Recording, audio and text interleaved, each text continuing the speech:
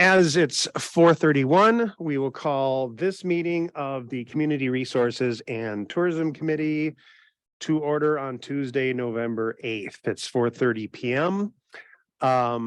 We are for roll call. We are actually missing two supervisors today. At this point anyway, Larry Bjork and Tom Quinn, but we still have a quorum. So we will continue. Looking at the minutes from our last meeting, does anybody want to approve those or have any changes to the minutes? I'll move to approve them. And I'll second. Any more discussion? If not, all in favor? Aye.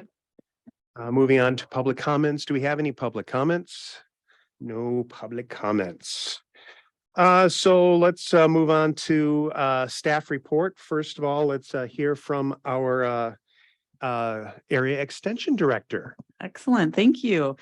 So just a couple of the hiring processes and where we're at with those. I just want to give a brief update. Jim's been involved with the 4-H interviews. We had our final interviews on Friday. Was it Friday? Well, that was last week. It was last week. So we had 3 candidates that we moved forward. One dropped or never showed, so did not show, which was unusual.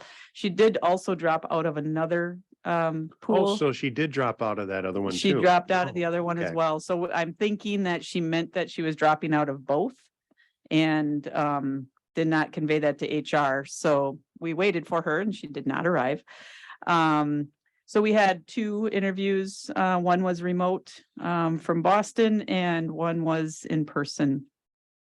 So the committee had put forward 1 candidate. And so I'm currently doing reference checks on him. And I am going to start working, and I was talking with Jim a little bit. I'm going to request secondary references. There's just a couple of questions that I have and just a little bit of a rub that I have that I just need to make sure before we move forward with a hire that I have those answered to the best ability that I can. But then we'll move forward then with that hire. Hopefully that will happen within, I hope to have somebody on board by January or December 1st. Gosh, I hate saying December. So that's with the 4-H position. So we're really excited to potentially get somebody on board. And then also, no, we don't have any other positions open here. Okay. I'm sorry. I've got 5 that I'm working across 6 counties. So I get a little bit confused on which one I'm working with. But other than that, I don't really have any other updates in terms of staff, in terms of the county here in Dunn County, unless the staff has anything that I missed or nothing really earth-shattering has happened since last month. So sometimes that's a good thing. It is. I'm okay with it. I am embracing Dunn County without the problems and 10.5-hour budget meetings. So I'm looking forward to potentially seeing where this budget meeting goes, and if it's going to be like Chippewa where it was like 45 minutes. So they're my favorite right now. So you're all on notice. Yeah, so we're in budget season, and that certainly that's been on my radar. But other than that, I have nothing else to add. So thank you. Fabulous. Does anybody have any questions for our extension director? Larry, nice of you to join us. What's the date today? Do you have any questions for our extension director? She announced. She's still going through references, and she may have a little sidebar with you after the meeting. Well, the only thing is. Microphone on, please. Other one, yeah. The only thing is, thank you for allowing Jim and I to sit in and see what's what. Yeah, thank you, Larry. I was telling Jim earlier, it's really nice having people from the committee on those interviews. Insights were good. It really helped to understand what you're looking for. So thank you for taking that opportunity as well. Well, one thing I wanted to mention on the whole process was I feel that who we select, I have to answer to my neighbors. And they're gonna say, what did this person do before he came here? And stuff like that. And university, that's not their highest priority, but it is mine. All right, any more questions for Kristen? If not, we're going to move on to our area extension educator report, and I take it Sandy is going to have the starring role. Foodwise has the starring role tonight, so thank you for this time. And I'm gonna start out and pass it over to Joy and Jael on the screen, and they'll share more about the programming they're doing in Dunn County. Then I'll follow up.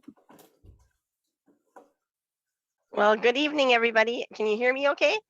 Sounds good. Yes, Okay, and I apologize for my nasally congested voice. I always have that good old Western Wisconsin accent anyway, but now it's really amplified with my cold. We have been doing lots of teaching over in Dunn County, which is great, and we try to do that before the snow flies. So far we've been successful. And I'm going to share about the Head Start work that we've been doing, and then Jael will share about the elementary school work that we've been able to accomplish. So as far as Head Start goes, we were able to get into the Menominee Head Start Center and Colfax, and we're really excited about Colfax because they've been contacting us and we've been trying to get in there since 2019. So we scheduled for 2019 or in 2019, and then we know that COVID hit in 2020. So this was our first time over there. So they're very similar. We were able to get into 3 classrooms at the Menominee Head Start with 3 and 4-year-olds kind of mixed together. We taught 3 lessons, so we go for 3 weeks, like consecutive weeks. We teach about fruits and vegetables. We connect the rainbow to the fruits and vegetables. We talk about healthy habits, and then we bring things like mango chunks to taste, jicama slices or sticks, and then pea pods. So each time we bring a taste, we say, smell it, lick it, taste it. And the kids get to explore the foods. And the jicama went over really well. The kids really enjoyed it.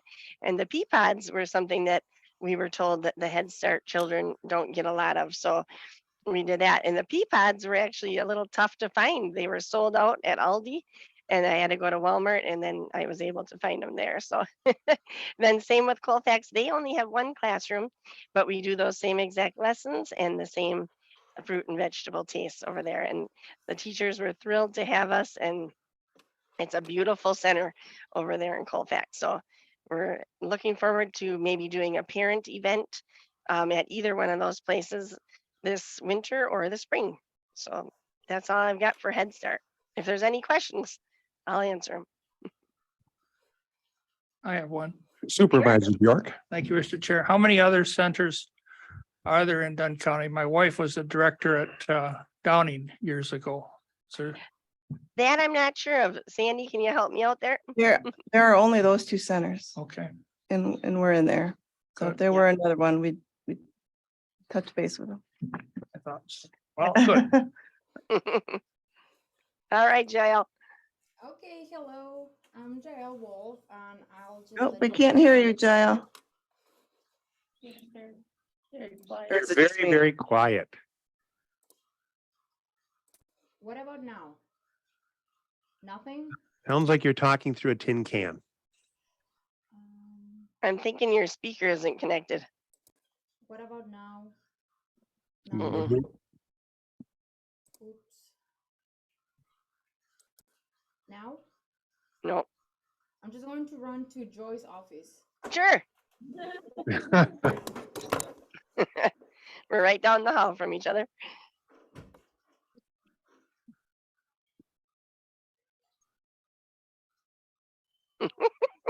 I can share a fun experience today at River Heights Elementary. The 3rd grade teacher was out this afternoon, I think vacation time, but I'm not for sure.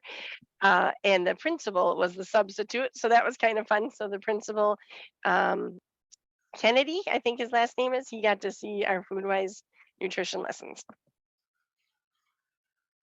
Sorry about that, but at least I wasn't too far from Joy. Okay, so for first and third grade at River Heights, our series of lessons is actually 6. So it's like twice a month that we do for the Head Start. And we also talk about healthy habits. We teach them about the 5 food groups and the My Plate chart. And we also have tastes. So it can be something as simple as spinach leaf, but we also have hummus. And their favorite today was string cheese. We also tell them a story that is linked to the lesson that we're teaching that day. And together with these tastes, we provide a tasting chart. So in the tasting chart, we have a little drawing of whatever the kids are trying that day. And we have the name in English, but also we have it in Spanish. So we have like a happy face, a flat face, and a frowny face. And the options are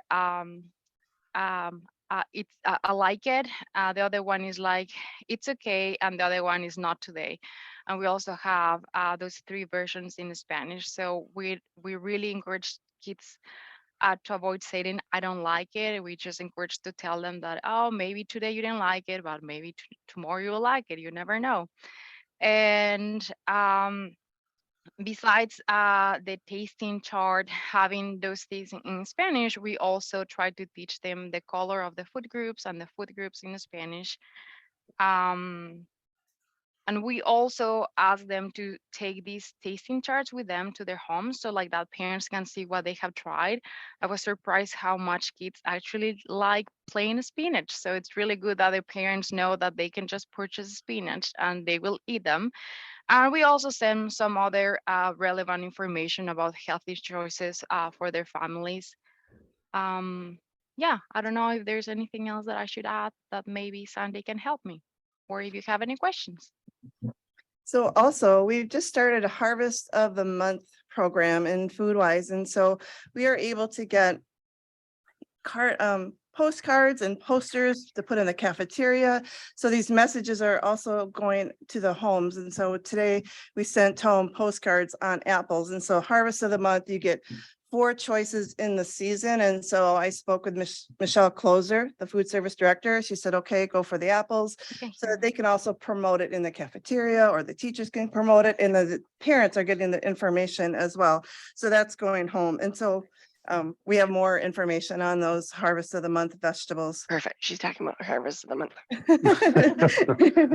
And she said the teachers are happy. Well, the kids are happy. I just got to tell you this. I went with Joy and Jael into the 1st grade classroom last week, and they walked up front with bags, and the little guy says, "Is it Christmas?" I'm like, because they're that good. It feels like Christmas when Foodwise comes in. All right. Also, Downsville crossed over that 50% free or reduced lunch rate participation for the school. And so I contacted Principal Kyla Drought and told her about our program and what we could offer and would they be interested. And she was very excited about it. And she said, how about in the spring? So we'll be going in that school, a new school for us that in the spring. So we're really excited about that. Also, okay, thanks. I'm going to keep sharing. Foodwise position. So we have a vacant position. It has been office in Chippewa, but as you know, the educators are coming over to Dunn. We have preliminaries on Friday, and then we'll have hopefully a final the end of the month, and we'll have another educator that will be helping out with Dunn programming as well.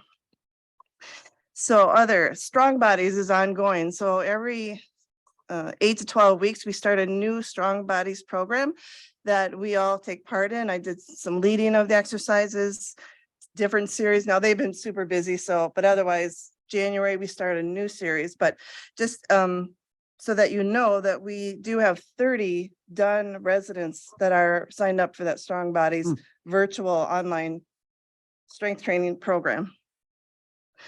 Also, so I'm on the Health Done Right Chronic Disease Prevention Action Team. So I've been chairing that for about 3 years.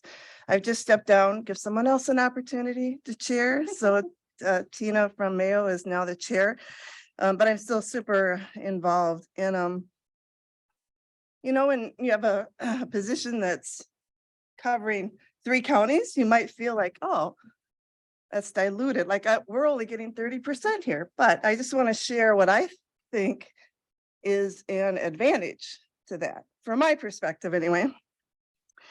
And because I learned so much, and what I do in other counties, I bring to Dunn, and it's really an advantage to my point. And so one of those is, in Eau Claire, we were talking about how do we get people involved in our community? And because of this coalition effort, I can do more in the community than I can, you know, education. We have such stringent regulations that we can only teach to certain income eligible populations. But here I feel like, okay, now I can do a little more in the food share community, right? And so we did that summer activity passport. Hopefully you're aware of that summer initiative. So now we're talking about, okay, what do we do to promote Dunn in the winter months? And so what started out as I learned from our 3 county collaboration for summer activity passport. Now for winter, we're going to kind of focus on Dunn more and promote it as a Dunn County initiative. And so I was talking to our group, our team, and Tammy Simon was there. And so she's actually working with Kenzie over at Visit Eau Claire to see how their platform works so that we can utilize the same processes for Dunn County.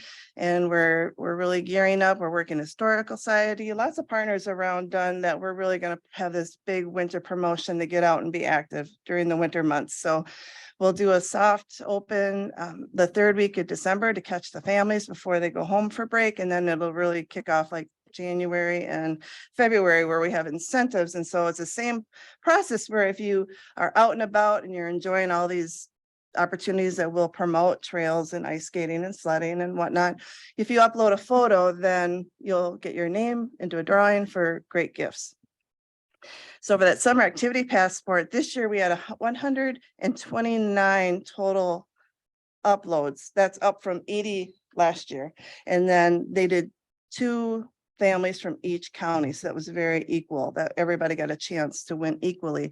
So now we'll do the same thing in terms of giving incentives. We'll pull names for those incentives. And then with that, let's see, the other benefit is market match. So all that I've learned in Eau Claire County, it's a little bigger. That program's been going on forever. I helped to expand that market match program. And so I just want to share the good news of what we've done here in Menominee. So last year we had $3,500 come from Community Foundation, partly through the Chronic Disease Prevention Action Team, to the market match program, the farmers market. So that was the first time last year. It was $3,500. We had sales, the EBT food share sales were 8,082. Now, the year before it was 1,700. So now we've more than quadrupled the sales of food share. And that match is for every $10 a food share participant purchases, we give them $10. That's the match. And we will do that at each of the market days. So this year, okay, so last year was 8,000 in sales, $3,500 in the match. So we've infused $11,582. This year, it jumped to the sales of $11,041, the match with $5,012. That's coming from Mayo, 4,000, Marshall Clinic, 2,000 we got. So now this year we've jumped that up to $16,493 infused into the market. Nice. So that was pretty exciting. Also, what else? Let's see, diabetes prevention programs. So we're working with Stout students and our regional diabetes prevention program team, and we're developing a pre-diabetes risk assessment flyer, and we're doing coasters. Now, last spring we did coffee cup, what do you call it? Cozies? Sleeves, thank you. And we passed 2,500 around Dunn County. Now we're going to do coasters and put them around Dunn County. And on it will be this pre-diabetes risk assessment. And also I talked to Feed My People Food Bank and Stepping Stones, and we're creating flyers, and they're gonna take them to their pop-up pantries. So that'll go to Ridgeland and that'll go all over the county and Stepping Stones. So they're like, sure, we could use, 700, to get out in the community. So that is going on now in November. Another benefit of, of what I learned in all these counties and I bring to Dunn County. So and help Dunn County is, so we're doing a pilot farmers market program in Chippewa so that we can start an EBT program. So we did a pilot for 3 Mondays and we invited Chippewa vendors and we invited all the Menominee farmers market vendors to come to this event. And all the ones that came, the 3 or 4 that came were from Menominee. So it's added markets for them. So we're helping the Menominee vendors out. So this was at the YMCA. And so next year, we're gonna have a full season, implement ABT, start a market match there. But I know it's gonna help the Menominee vendors because they're gonna take advantage of that. So that's awesome. What else did I want to tell you? Questions? Food share. I just want to share this bit with you since I've got your attention. I'm not going to let it go. One more thing. You might be wondering about the effect on food share in Dunn County from the pandemic, and I just want to share this with you. So pre-pandemic, we had about 1,777 food share assistance group. Essentially, that's households. Okay. So when 2020 hit, it took a big jump to 2000. This is our average for the year, 2006. We knew that was going to hit 2021. That hit hard again, right? We knew it was going to jump. It jumped up to 22,430 Dunn County families were on food share. So where we're at now in 2022, it's come down a little bit to 2,218, but we're still way above the first year pandemic, way above pre-pandemic. So we know the demand is still there, right? All right. I guess that's probably enough. Any questions? Well, thank you. And it really is kind of encouraging to hear about the food market or and how they're able to, how that's been growing in leaps and bounds, because not only does it help the people who are on the program, but it also helps like local farmers and producers, and being able to open up another market for them in Chippewa is also pretty cool. So do any of the other supervisors have any comments or questions for Sandy? Supervisor Bjork. Thank you, Mr. Chairman. Mine goes to Joy, and there's a lady that's really dedicated. I mean, look at her wall art. And That's that's all I got. thanks to Jael. She made that for me. Jael had her hand up. I gotta practice what I preach, Larry. You're the girl, young lady, whatever. Oh, I guess that's it. Thank you for your Thanks, time. I Sandy. really It was- appreciate Thanks it. for the update. Yeah. Moving on to the next item on the agenda, moving on to our Visit Dunn County website update. Our web guy had a real nice conversation last week with Addison, and the two of them put their heads together and came up with some real good ideas for how they can really start to help populate that site. That's where the challenge is right now, that the site's built, but it needs a lot more content. And so they are kind of working on that full steam ahead. And I'm hoping by our next meeting, we're going to actually be unveiling that site after all this time. So yes, because Addison had when he was here originally at Dunn County, tourism was like a big part of what he did, or was a personal interest, I'll say. And he put some effort into some interesting web applications and things like that, and had some other good ideas, and kind of reached out and had some interest. So I kind of, rather instead of being the middleman, I had him talk to the web guy so that they could talk to one another. So he gave him some good resources. So So hopefully by next meeting, we'll have an update or be unveiling the site by then, I'm hoping. So moving on, Dunn County Communications, do we have, yes, the team's here. Are you going to maybe join us up here or? I invited the dream team, our communications team, to be here because one of the things that our committee has kind of taken on is the goal of adding a communications professional, and that's one of the items that's actually in the proposed budget at this point.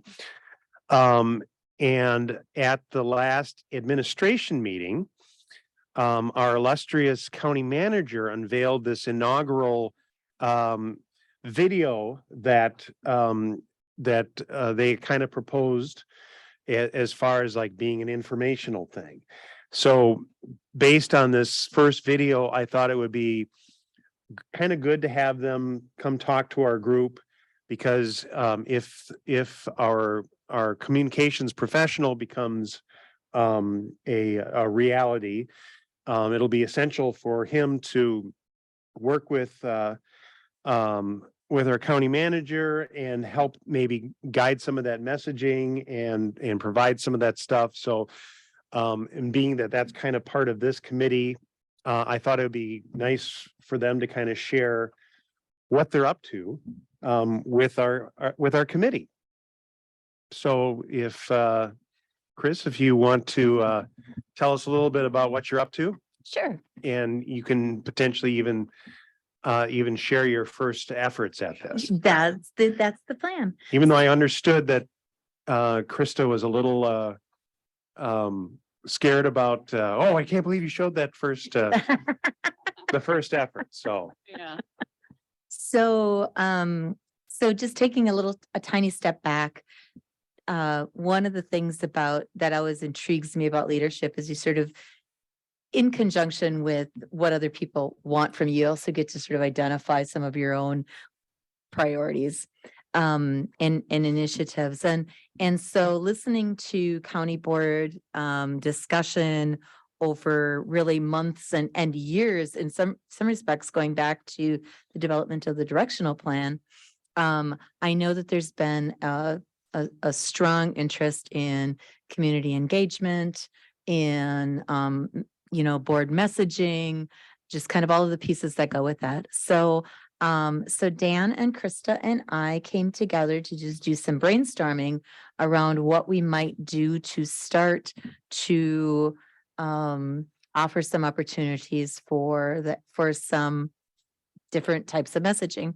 And so one of the things that came out of that our little brainstorming session, or our brainstorming session, was the thought of maybe doing a kind of county manager video, short video, 2 or 3 minutes or so, to push out onto social media, the website, that would allow people an opportunity to look at what was coming up in the county board meeting, get a quick kind of sense of what was coming up in the county board meeting. So Krista and I met together then shortly thereafter in preparation for our last county board meeting. We didn't push this out. We just tried it. It's I'll just say it's fine, but it's rough. Because there was times where I was just talking along and then I just would go blah, blah, blah, blah, blah, blah, because I have no idea what I'm saying. So, but it was really valuable because it helped us to sort of start to think about what it would look like to actually put this together. And then subsequently, Dan and Krista worked together and ordered some new equipment that will help us to professionalize it. So it's really been a really nice group effort. So this is our first little take on it, but yeah, keep in mind, this is not the final product, and it was like not, we got some work to do.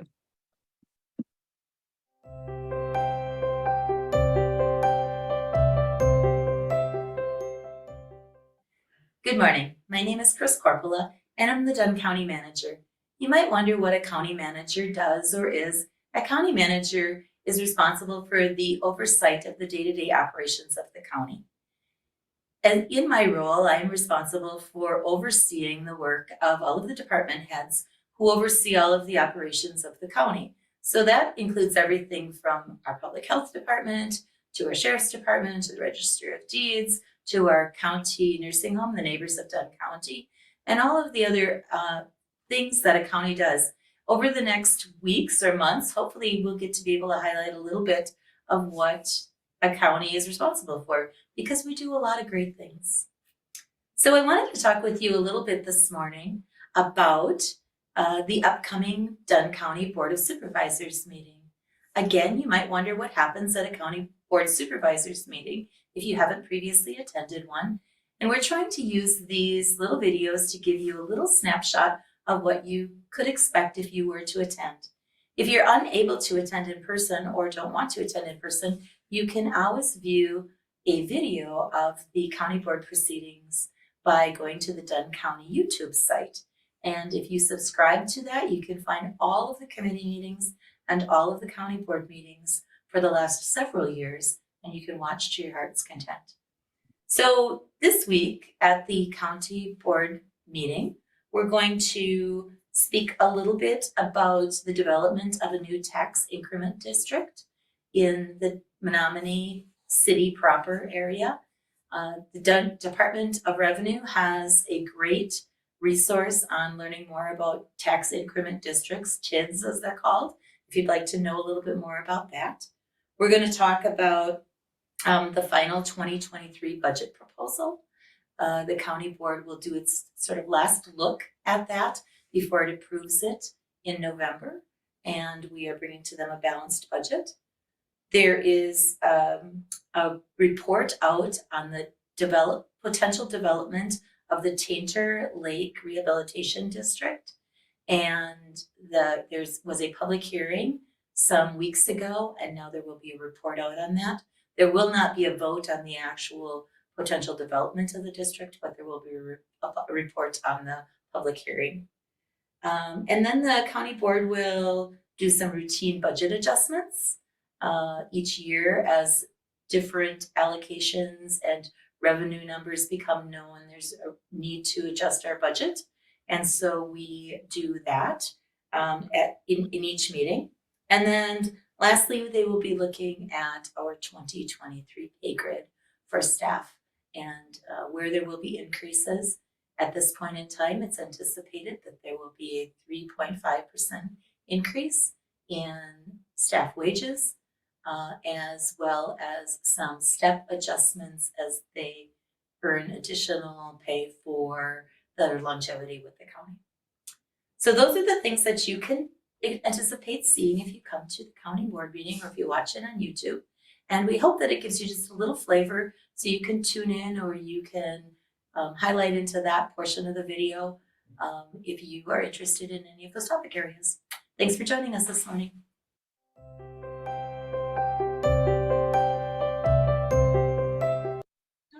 Like refinement and scripting and all those sorts of things. Mike, please. Sorry, we have some scripting, some refinement to do with all of that, but yeah, I think we're kind of super excited. Dan, Krista, something to add? Yeah, I would just say, and I think as Chris and I had talked, I'm still going with new.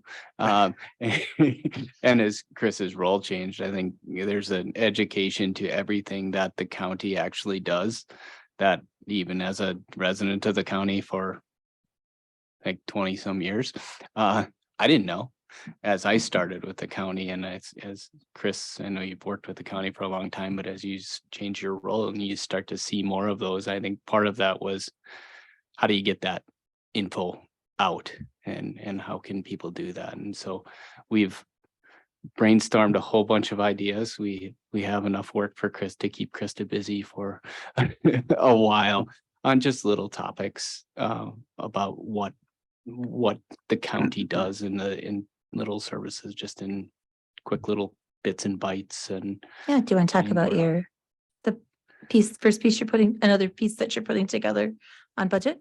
Oh, yeah. So really one of the first ones that we're looking to roll out is, and it's related to the county board next week. Passing the, or 2 weeks, whenever it is, passing the budget. So just a quick little video that outlines what's in the budget.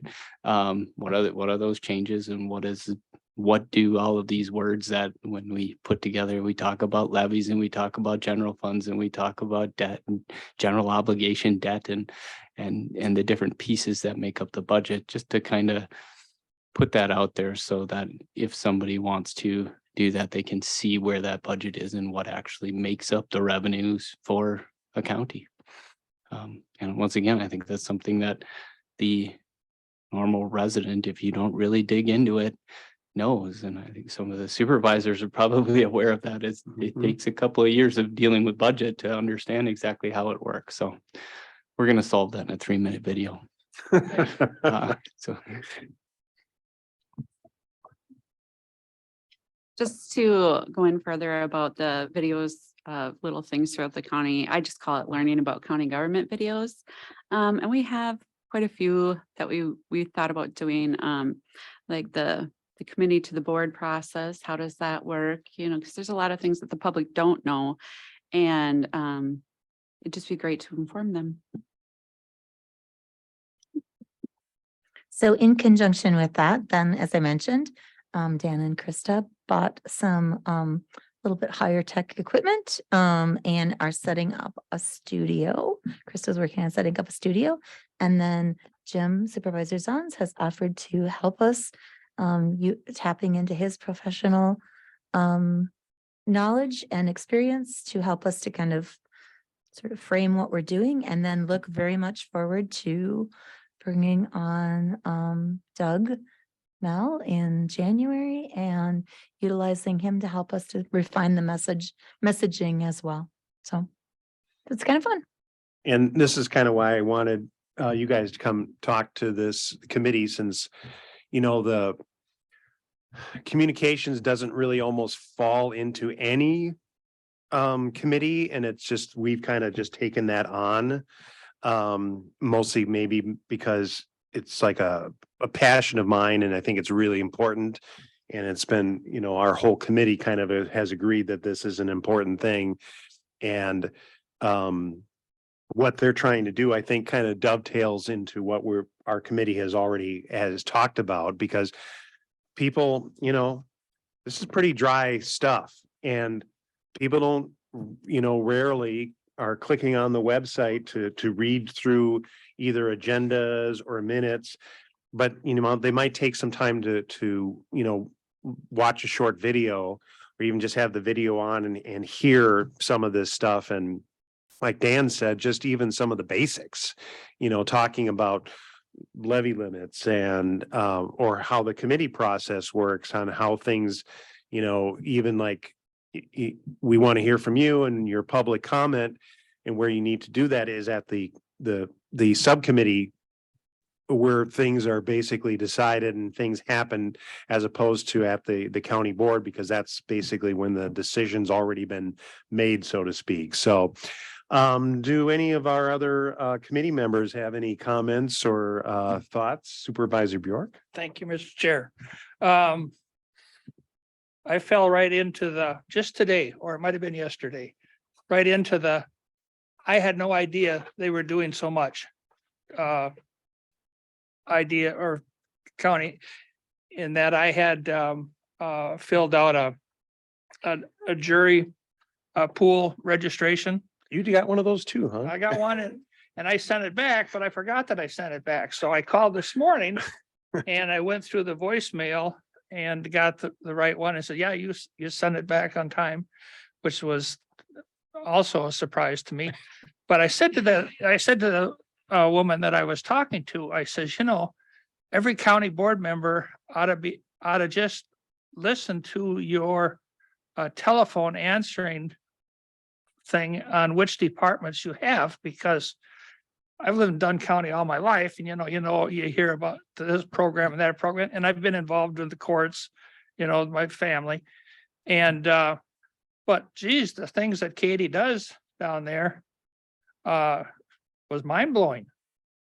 And so for me, it was educational just to hear the departments that you would go to, and I hit the right one, believe it or not. But then the other thing that would be, just think how informative it would be in another year, or, you know, when election comes around and we talk to the clerk and what's involved with the polling places and stuff like that. I mean, you know, people kind of know, you know, but I don't think they have any idea how much work Dunn County does. I really don't. It's on our list of, Good. of a brainstormed idea, how elections work. Yes.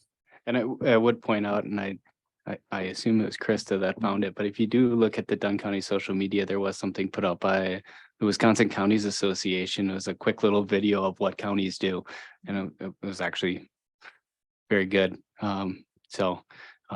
But it gets into all of those little things. And I think that was exactly the type of content that we were looking to develop for Dunn County specifically. Supervisor Barrier.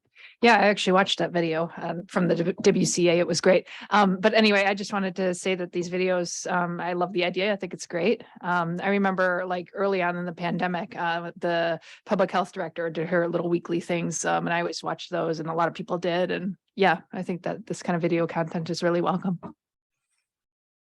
So my hope is that I really want to take, I mean, I've been doing video production for like over 30 years, and I want to basically kind of share my knowledge in ways to, I want to make sure that these videos are not only informative, but aren't dry looking, municipal looking videos. There are inexpensive, cheap things that can be done to make them look compelling and professional and still get the point across. And not only can that work as far as being informative for county residents, but it can also be something that attracts when it comes to hiring. As people come to the website and try to learn more about Dunn County, they can go, hey, look at that county manager. She knows what she's up to, and look at that lighting, and they got her all lit really well, and she knows what she's talking about. But just also just that it can show that county's really on top of things, and again gets away from just, you know, this kind of stuff that's important and it needs to be out there. But at the same time, if someone's not going to take the time to read this or know about county upcoming meetings, it's a great way to do it. So I'm glad to help out, and our committee wants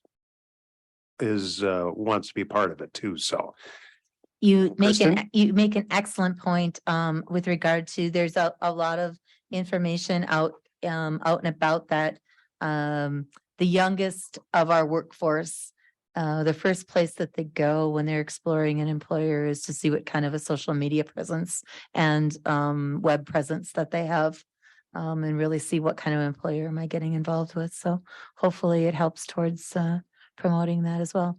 And then, you know, we're just going to move on to like Schoolhouse Rock. There you go. I'm just a bill. Yeah, exactly. So I'm curious if there would be any movement with departments in the county as well, creating and using information from the expertise. I'm really liking the idea of even just promoting some of our extension programs. And I think that the marketing of coming and working for us, or, you know, I think is just a fantastic idea. So I would probably, you know, be with the rest of the department heads saying it would be really nice to be able to showcase our departments as well in a video type format, in those short little snippets that keep their attention, or try to anyway. On our list as well. These are way ahead. As Dan said, we have enough work for Krista for her lifetime. There you go. Does anybody else have any comments about the video communications and what the triad is up to? Yes. I would just add one other thing is yes, we do have content, but if you have ideas, outside of just department heads, as a supervisor, resident, if you hear something about that, if you hear that question of one of the things that we had talked about is just property assessment. And, you know, as assessment was happening and people were getting a letter that their property value changed, what does that mean?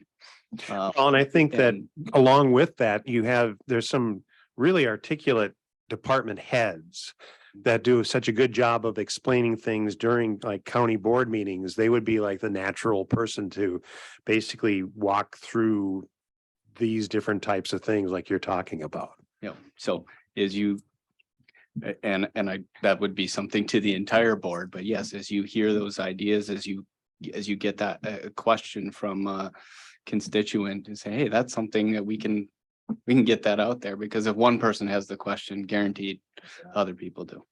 We also have a meet your county board member on our list. There we go.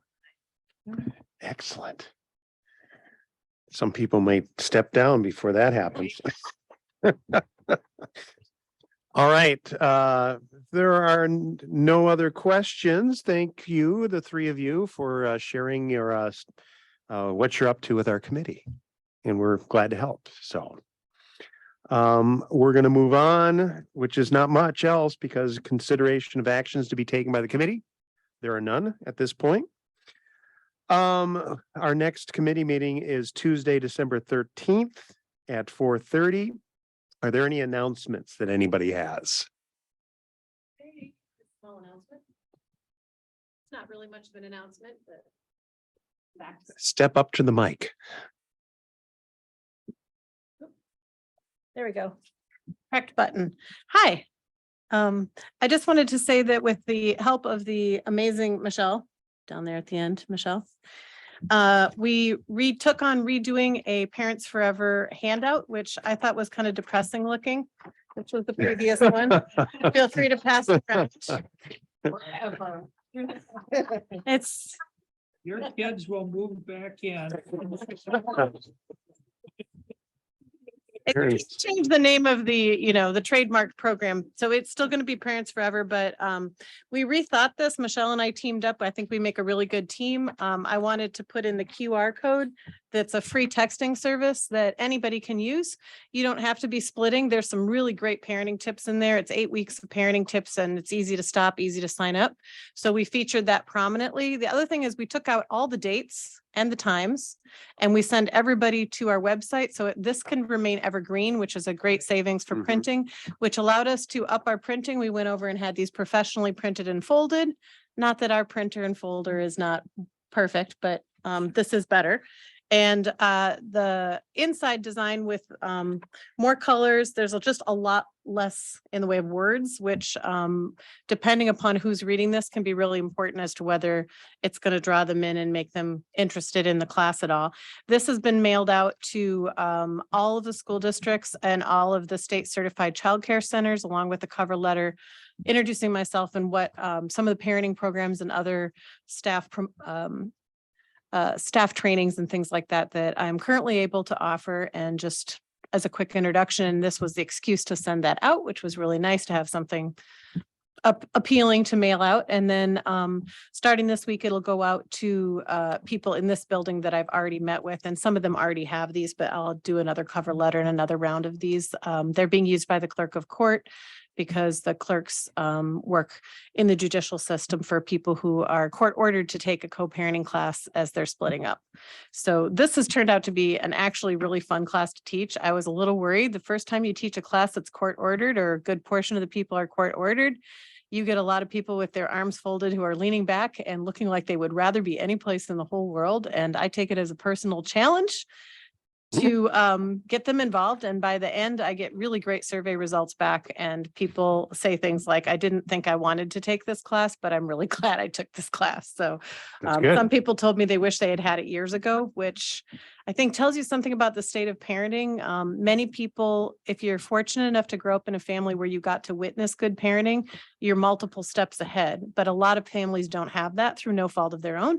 And yet somehow we expect people to be able to parent. We train people to drive a car and we test them, and we have insurance, and we have this whole wraparound that goes when your kid turns 15 or 16, you know how much work it is, right? To get them ready to drive a car. But we don't do that with parenting. We just throw people in the deep end and hope they can swim. So I think we will be offering other more broad and general parenting courses. I'm sort of in a middle of a community assessment to see what people are looking for. And I'm shadowing other colleagues in the state who are teaching courses and reading some of the evidence-based backing for why one program might be better for our community than another. I'd be happy to pass these out if anybody wants to see, pass them around. And Michelle already has one, and Sandy, you know where to find them, and I can give you one in a minute. Sorry, we went the other direction. Any questions for me? That was my announcement. That's awesome. Thank Much you. better looking.